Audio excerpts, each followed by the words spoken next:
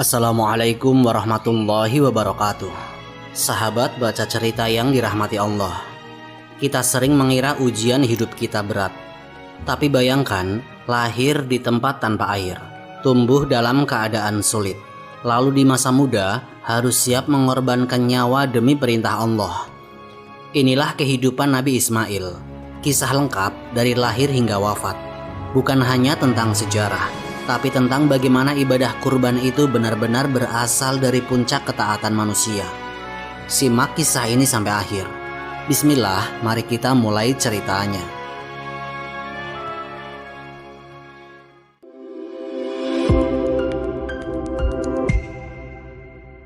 Awal kisah Nabi Ibrahim.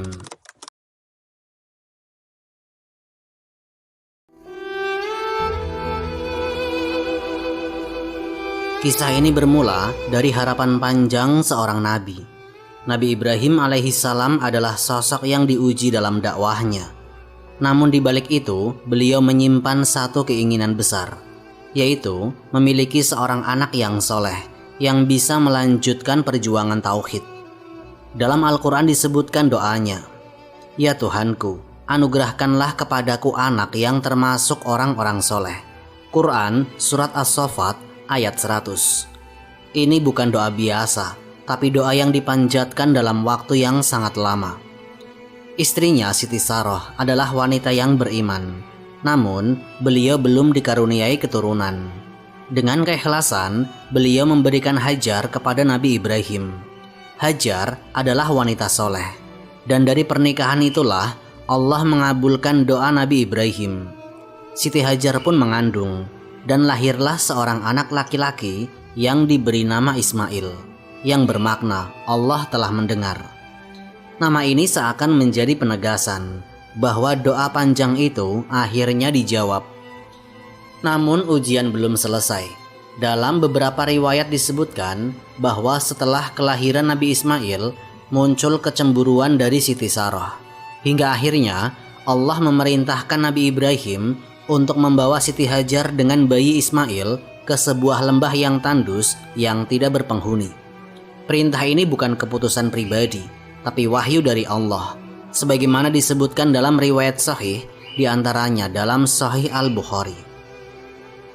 Maka Nabi Ibrahim alaihissalam membawa Siti Hajar dan Nabi Ismail kecil ke lembah yang saat itu tidak memiliki sumber air, tidak ada tumbuhan dan tidak ada manusia. Tempat itu kelak dikenal sebagai Mekah.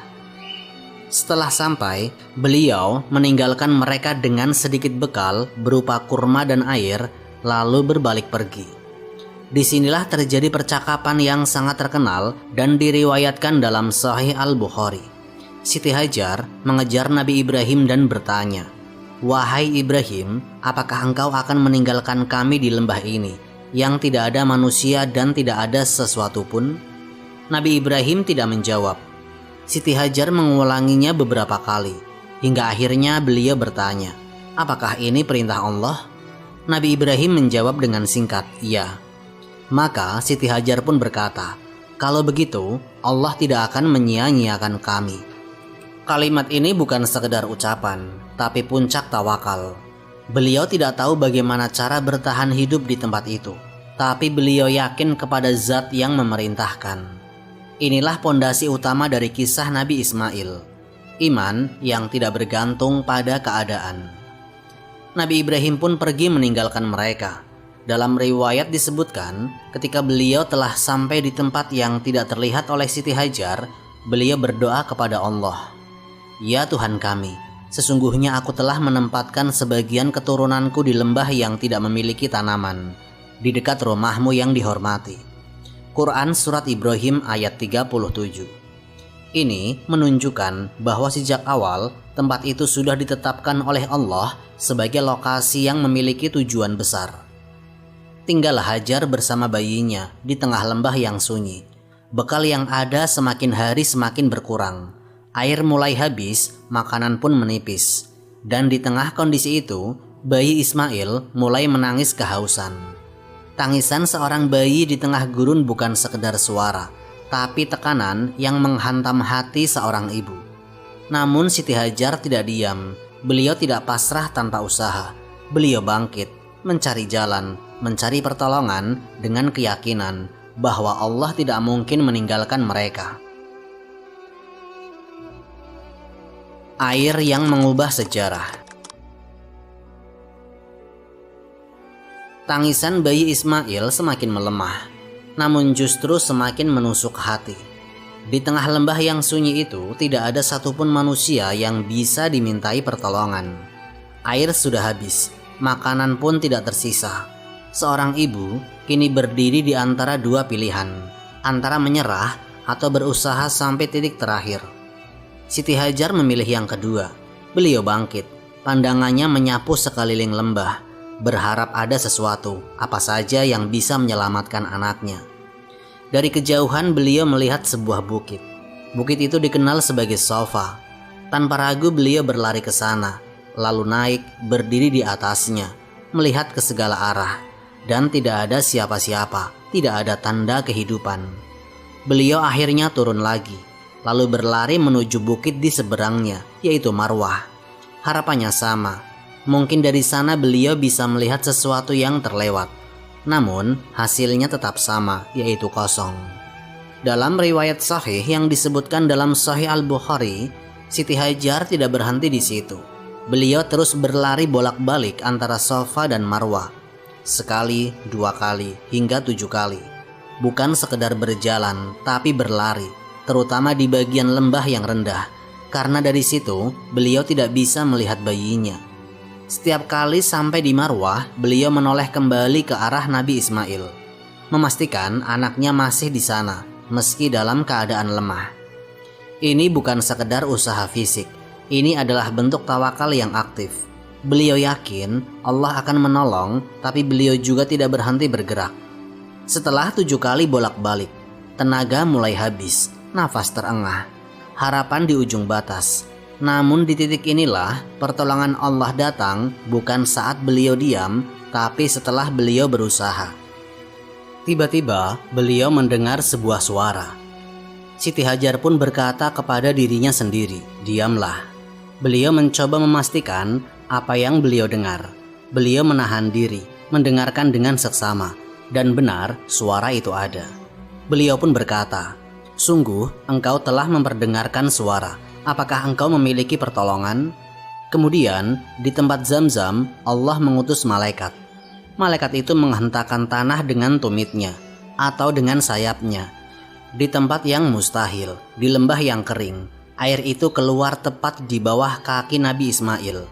Hajar pun berlari mendekat. Beliau tidak menunggu lama. Dengan cepat beliau mengumpulkan air itu dengan menggunakan tangannya, menahannya agar tidak mengalir pergi. Sambil itu beliau berkata, "Zamzam, Zamzam," yang bermakna berkumpullah, berkumpullah. Beliau takut air itu hilang begitu saja, maka beliau berusaha menahannya. Dalam riwayat Sahih Al-Bukhari disebutkan, seandainya Siti Hajar tidak menahan air itu, niscaya air Zamzam akan mengalir menjadi sungai besar. Tapi karena beliau kumpulkan, maka air itu tetap menjadi mata air yang terus memancar hingga hari ini. Air Zamzam bukan sekedar air, ia adalah jawaban dari tawakal. Ia adalah bukti bahwa pertolongan Allah datang di waktu yang paling tepat, bukan paling cepat. Siti Hajar pun meminum, lalu menyusui Nabi Ismail. Keduanya lalu selamat dari kondisi yang hampir membawa kematian, menjadi awal kehidupan baru. Tidak lama setelah itu, burung-burung mulai berputar di atas lembah tersebut. Ini menjadi tanda adanya air. Dari kejauhan sebuah kabilah Arab, yaitu kabilah Jurhum, melihat pergerakan burung itu. Mereka heran karena mereka tahu tempat itu tidak memiliki sumber air.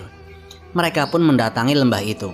Dan benar, mereka menemukan sesuatu yang tidak pernah mereka bayangkan sebelumnya, yaitu seorang wanita dan seorang bayi hidup di tengah gurun dengan sumber air yang mengalir. Mereka akhirnya meminta izin kepada Siti Hajar untuk tinggal bersama di sana. Siti Hajar mengizinkan dengan satu syarat, air itu tetap menjadi haknya dan anaknya. Dan sejak saat itu, lembah tandus itu mulai hidup. Dari satu mata air lahir sebuah peradaban. Dari seorang ibu dan bayi tumbuh sebuah kota. Dan dari kota itulah kelak akan berdiri Ka'bah, pusat ibadah umat Islam. Semua bermula dari satu hal, yaitu keyakinan yang tidak goyah, meski keadaan tidak masuk akal. Tumbuh di tanah ujian. Sejak munculnya air Zam-Zam, keadaan di lembah itu berubah total. Tempat yang sebelumnya sunyi dan mati, perlahan menjadi hidup. Kabilah Jurhum yang datang akhirnya menetap, dan dari merekalah kehidupan sosial mulai terbentuk di sekitar lembah tersebut. Nabi Ismail alaihissalam tumbuh di lingkungan itu. Beliau tidak tumbuh di istana, tidak juga dalam kemewahan. Masa kecilnya ditempa oleh kerasnya padang pasir, oleh keterbatasan, dan oleh didikan seorang ibu yang luar biasa kuat imannya. Siti Hajar tidak hanya membesarkannya secara fisik, tapi juga menanamkan tauhid sejak dini, bahwa hanya Allah tempat bergantung dalam kondisi apapun. Nabi Ismail kecil tumbuh menjadi pemuda yang kuat, cekatan, dan terbiasa menghadapi kesulitan. Beliau belajar, berburu, memanah, dan keterampilan hidup lainnya dari kabilah Jurhum. Dari merekalah beliau juga mempelajari bahasa Arab hingga fasih. Padahal secara nasab, beliau bukan dari suku Arab asli. Dalam riwayat disebutkan, beliau menjadi salah satu orang pertama yang menguasai bahasa Arab yang fasih di wilayah itu. Namun yang paling menonjol bukan sekedar kekuatan fisiknya, akan tetapi akhlaknya. Beliau dikenal jujur, sabar, dan memiliki ketenangan yang tidak biasa. Semua itu adalah hasil didikan iman yang kuat sejak kecil. Waktu berlalu, Nabi Ibrahim yang telah lama berpisah dengan anaknya suatu saat kembali ke Mekah. Ini bukan sekedar kunjungan biasa. Ini adalah pertemuan antara ayah dan anak yang dipisahkan oleh perintah Allah. Dalam Al-Quran disebutkan, maka ketika anak itu telah sampai pada usia mampu berusaha bersama Ibrahim. Quran Surat As-Saffat ayat 102. Artinya, saat itu Nabi Ismail sudah bukan bayi lagi. Beliau sudah tumbuh menjadi pemuda yang bisa berjalan, bekerja, dan mendampingi ayahnya. Bayangkan momen itu, seorang ayah yang meninggalkan anaknya saat masih bayi, kini melihatnya sudah tumbuh menjadi pemuda. Dan seorang anak yang mungkin hanya mengenal ayahnya dari cerita, kini bertemu langsung. Pertemuan itu bukan sekedar emosional, tapi juga awal dari ujian terbesar dalam hidup mereka. Nabi Ibrahim mulai mendekatkan diri kepada Nabi Ismail. Beliau mengajarkannya tentang tauhid, tentang ketaatan, tentang bagaimana hidup sepenuhnya untuk Allah. Dan Nabi Ismail menerima semua itu tanpa penolakan. Beliau tidak memberontak, tidak bertanya dengan keraguan. Justru beliau menunjukkan sikap tunduk dan siap menjalankan apapun yang diperintahkan Allah. Hubungan mereka bukan hanya hubungan darah, tapi hubungan iman. Dan disinilah ujian itu datang. Bukan ujian biasa, bukan kehilangan harta, bukan kelaparan, tapi sesuatu yang jauh lebih berat.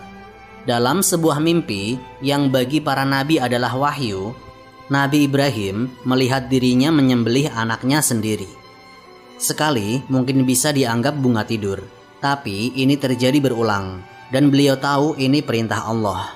Perintah yang secara logika manusia hampir tidak bisa diterima.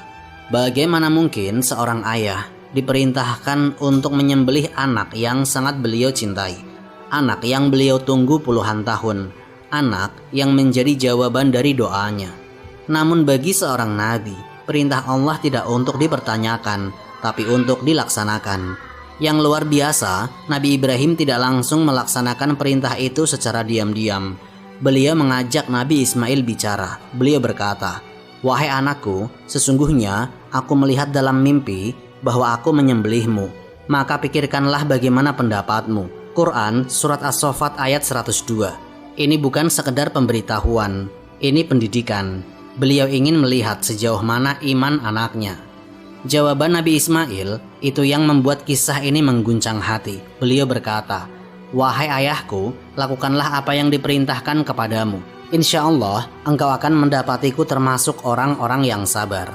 Tidak ada penolakan, tidak ada rasa takut yang diungkapkan, tidak ada tawar-menawar. Yang ada hanya satu, yaitu ketaatan. Seorang anak siap menyerahkan nyawanya, bukan karena dipaksa, tapi karena iman. Di titik ini, kisah Nabi Ismail naik ke level yang berbeda. Ini bukan lagi tentang bertahan hidup, tapi tentang menyerahkan hidup itu sendiri. Dan ujian ini belum selesai, justru baru akan dimulai. Ujian yang menggetarkan langit. Keputusan sudah bulat, perintah sudah jelas, dan tidak ada lagi yang perlu diperdebatkan. Nabi Ibrahim dan Nabi Ismail sama-sama memahami, ini bukan tentang perasaan, tapi tentang ketaatan total kepada Allah. Maka keduanya pun berangkat.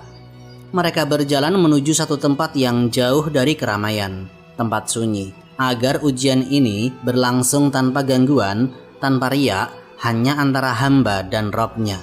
Dalam riwayat disebutkan, perjalanan ini juga diiringi gangguan dari setan yang berusaha menggoyahkan keduanya. Setan mencoba membisikkan keraguan kepada Nabi Ibrahim, kepada Hajar, dan juga kepada Nabi Ismail. Namun semuanya menolak. Bahkan dalam sebagian atsar disebutkan mereka melempari setan, yang kemudian menjadi asal-usul ritual lempar jumroh dalam ibadah haji. Setelah sampai di tempat yang dituju, momen itu semakin dekat. Tidak ada lagi yang bisa ditunda. Nabi Ibrahim bersiap menjalankan perintah. Namun di sisi lain, terlihat betapa kuatnya iman Nabi Ismail. Dalam beberapa riwayat, Nabi Ismail justru membantu ayahnya agar tidak ragu. Beliau berkata, "Wahai ayahku, ikatlah aku agar aku tidak bergerak, sehingga engkau tidak ragu dalam melaksanakan perintah Allah." Beliau juga meminta agar wajahnya dibalik, agar ayahnya tidak melihat langsung wajah anak yang sangat beliau cintai saat menjalankan perintah itu. Perhatikan ini baik-baik, seorang anak bukan hanya pasrah, tapi justru mempermudah ayahnya untuk menyembelih dirinya. Ini bukan keberanian biasa, ini merupakan puncak keimanan. Nabi Ibrahim pun menuruti, beliau membaringkan Nabi Ismail. Dalam Al-Quran disebutkan, tatkala keduanya telah berserah diri dan Nabi Ibrahim membaringkan anaknya di atas pelepisnya. Quran Surat As-Saffat ayat 103. Keduanya sudah sampai di titik totalitas. Tidak ada lagi keraguan, tidak ada lagi penundaan. Pisau telah disiapkan. Nabi Ibrahim menguatkan hati.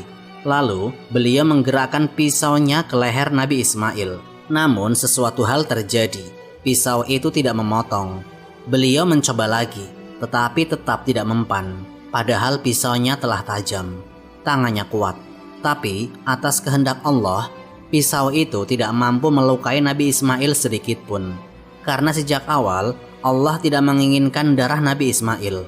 Allah hanya ingin melihat seberapa jauh ketaatan mereka. Dan ketika ujian itu mencapai puncaknya, datanglah panggilan dari langit. "Wahai Ibrahim, sungguh engkau telah membenarkan mimpi itu." Quran Surat As-Saffat ayat 104-105. Akhirnya ujian selesai dan lulus, tanpa perlu darah yang tertumpah. Sebagai gantinya, Allah mengirimkan seekor sembelihan besar. Dalam Al-Quran disebutkan, "Dan kami tebus anak itu dengan sembelihan yang besar." Quran Surat As-Saffat ayat 107. Seekor domba dari surga menjadi pengganti Nabi Ismail. Nabi Ibrahim pun menyembelih hewan tersebut, bukan lagi dengan kegelisahan, tapi dengan rasa syukur yang luar biasa. Peristiwa ini bukan sekedar kisah haru antara ayah dan anak. Ini adalah standar tentang arti taat, bukan taat saat mudah, tapi taat saat terasa mustahil. Dan dari sinilah lahir satu ibadah yang terus hidup sampai hari ini, yaitu kurban. Setiap tahun, umat Islam menyembelih hewan di hari raya Idul Adha. Bukan sekedar menyembelih, tapi mengingat satu hal, bahwa yang sampai pada Allah bukan darahnya, tetapi ketakwaannya. Kisah ini meninggalkan satu pertanyaan besar untuk kita. Kalau kita berada di posisi itu, apakah kita akan setaat itu? Namun, kisah Nabi Ismail belum selesai, karena setelah ujian ini akan datang tugas besar berikutnya. Bukan lagi tentang pengorbanan, tetapi tentang membangun sesuatu yang akan menjadi pusat ibadah seluruh manusia. Membangun pusat tauhid. Setelah ujian pengorbanan itu berlalu, kehidupan Nabi Ibrahim dan Nabi Ismail tidak berhenti di situ. Justru setelah mereka membuktikan ketaatan yang luar biasa, datang perintah berikutnya. Perintah yang tidak kalah besar dampaknya, bukan hanya untuk mereka, tapi untuk seluruh umat manusia hingga akhir zaman. Allah memerintahkan Nabi Ibrahim untuk membangun sebuah rumah ibadah, bukan sembarang bangunan, tapi rumah pertama yang didirikan khusus untuk menyembah Allah di muka bumi. Di lembah yang dulu tandus, di tempat yang dulu hanya ada seorang ibu dan bayi, kini akan berdiri pusat tauhid, yaitu Ka'bah. Nabi Ibrahim tidak mengerjakan tugas ini sendirian. Beliau ditemani oleh putranya Nabi Ismail. Keduanya bekerja sama, seorang ayah dan anak yang sebelumnya diuji dengan pengorbanan nyawa, kini dipersatukan dalam pembangunan rumah Allah.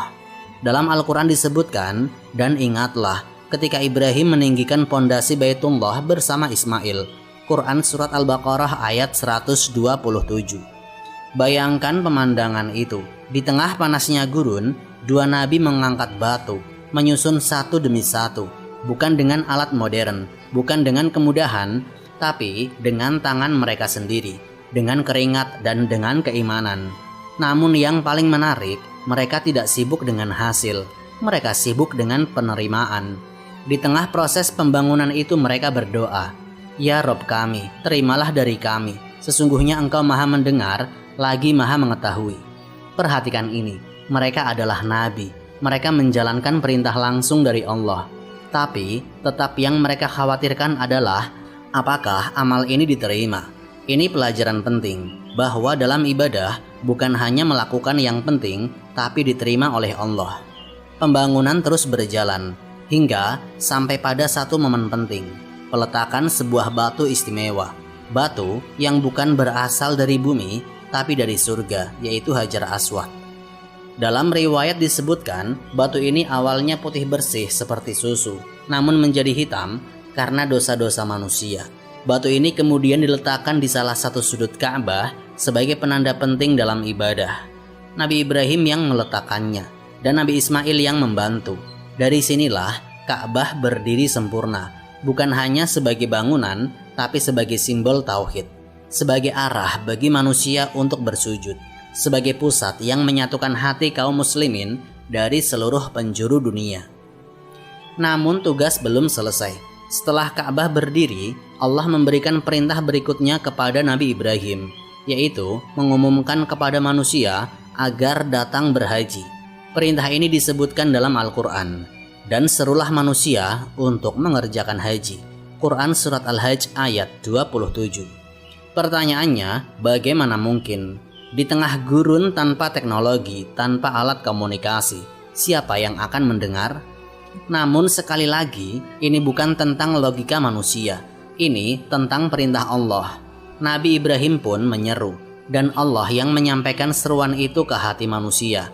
Hingga hari ini, jutaan manusia datang ke tempat itu, berjalan kaki, naik kendaraan, dari berbagai penjuru dunia, menjawab panggilan yang sudah dikumandangkan ribuan tahun yang lalu.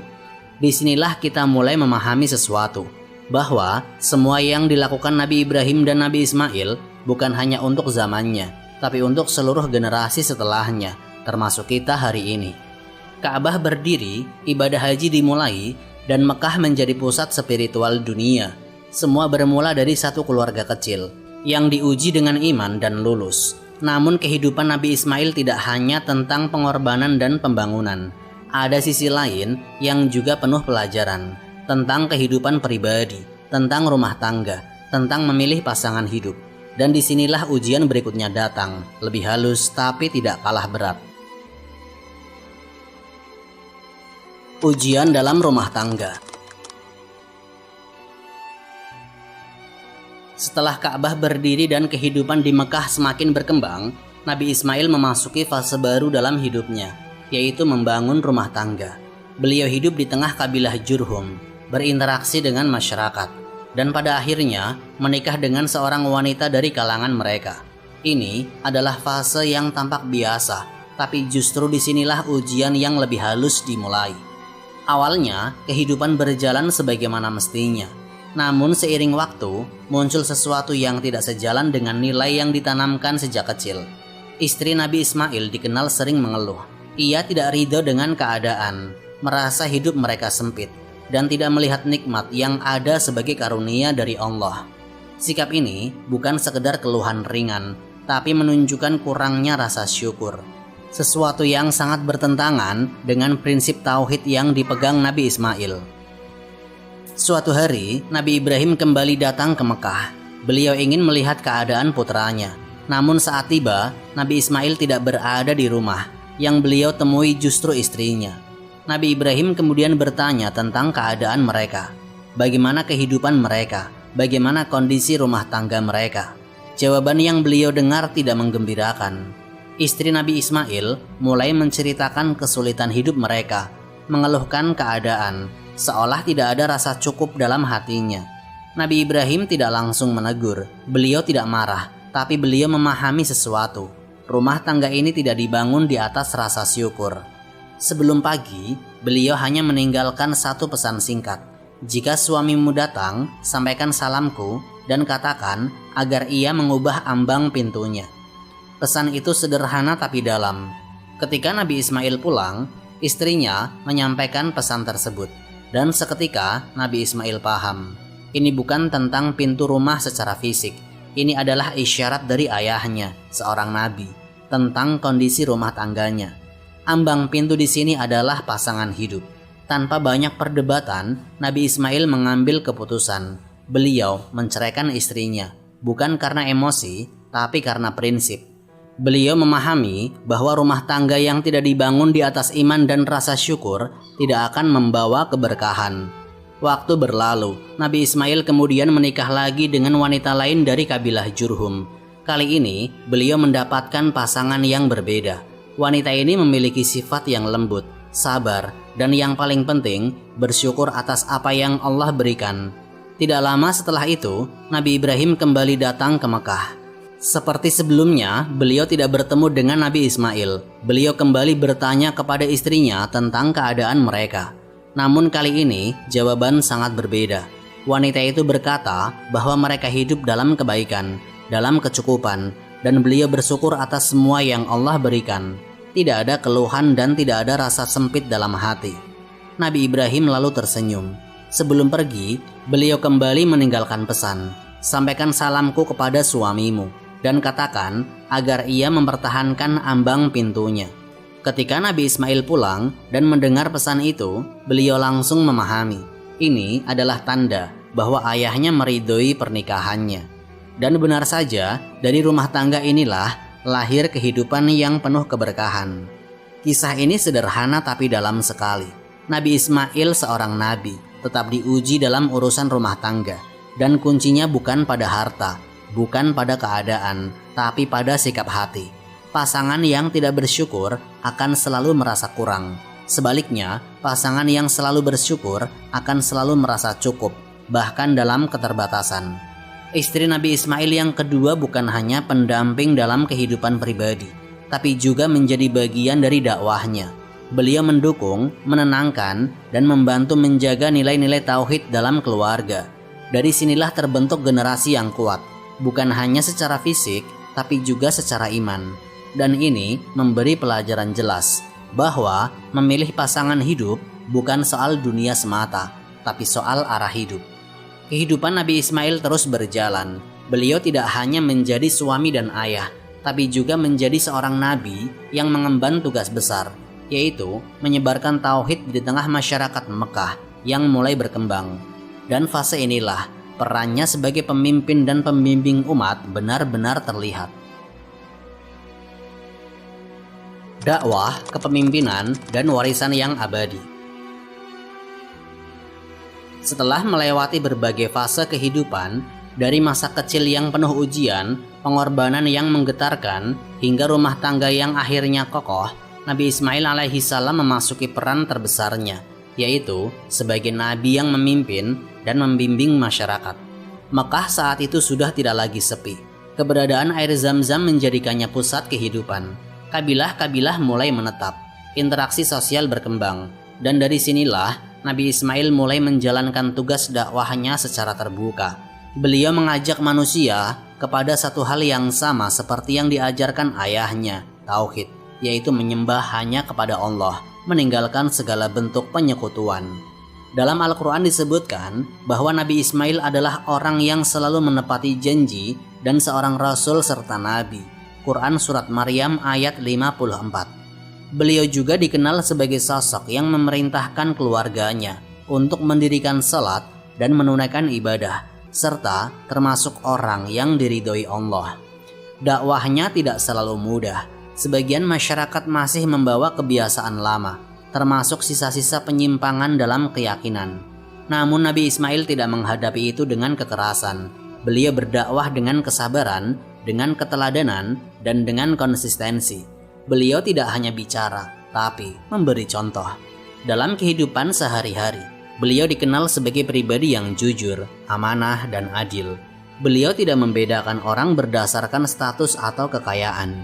Semua diperlakukan dengan prinsip yang sama, yaitu keadilan di atas segalanya.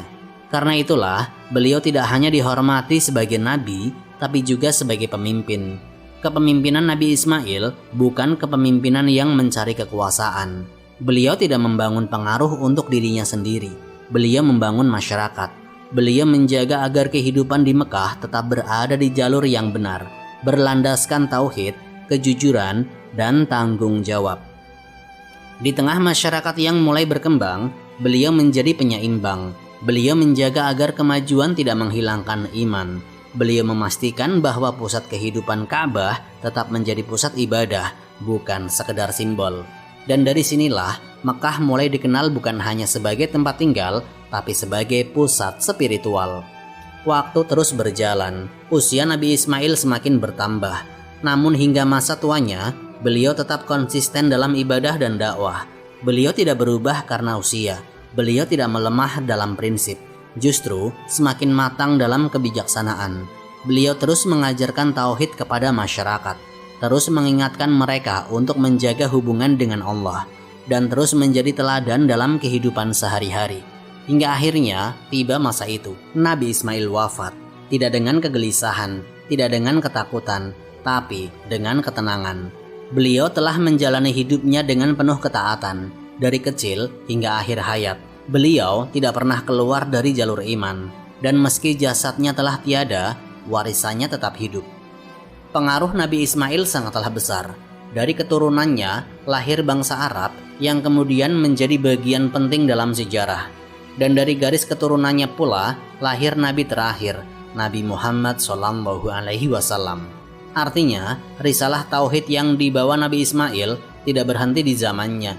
Ia berlanjut, mengalir, hingga mencapai puncaknya dalam Islam yang kita kenal hari ini. Ka'bah yang beliau bangun bersama ayahnya masih berdiri hingga sekarang, menjadi arah sholat bagi miliaran manusia, menjadi tujuan haji setiap tahun, menjadi simbol persatuan umat Islam di seluruh dunia. Dan setiap kali manusia berlari antara Safa dan Marwah, setiap kali mereka menyembelih hewan kurban, setiap kali mereka menghadap Ka'bah dalam salat, di situ ada jejak Nabi Ismail.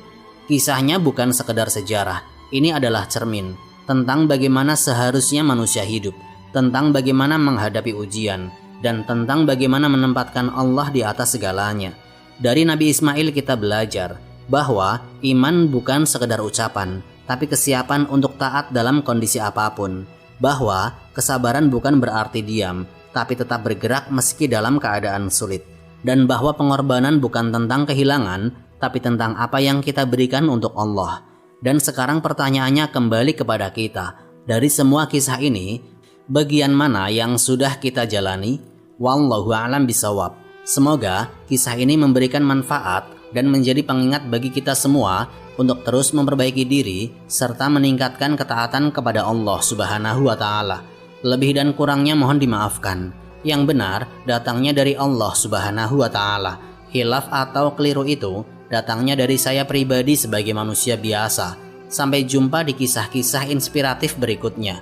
Akhirul kalam, wassalamualaikum warahmatullahi wabarakatuh.